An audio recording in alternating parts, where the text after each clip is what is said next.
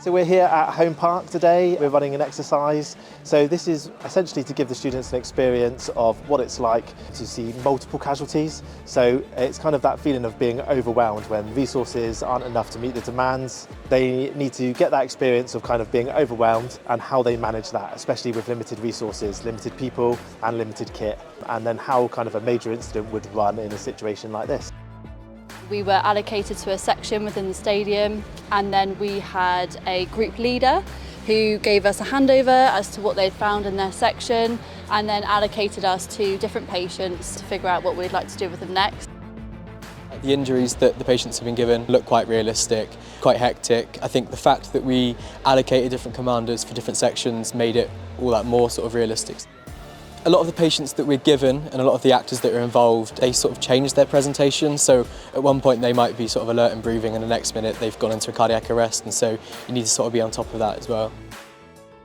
We're going to run the exercise twice. So the idea is we ran it through after a bit of sort of theory teaching, and then they were able to apply those principles in practice.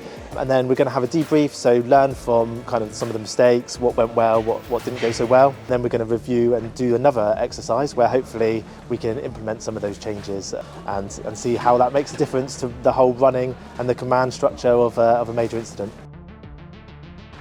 These are tricky because you don't have all of your kit.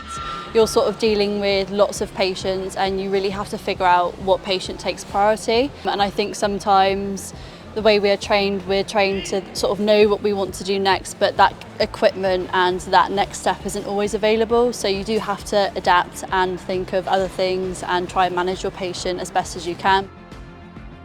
There's definitely always pressure because everyone really gets into the zone and everyone wants to do really well. But I think the luxury of these sort of sims and these events is that there is that it's that safe space where you can make those mistakes and learn from them. Obviously, yeah, there is pressure just because you want to do so well, and you're dealing with quite poorly patients. And you've got to think quick on your feet and think about the next steps and how you're treating them just from the training that we've had. Lots of the actual patient care side of it went really well. We just need to kind of iron out some of the creases in the command and the control structure, which is normal for a major incident and for a major incident exercise. I mean, that's why we're practicing for any kind of real eventuality that might take place.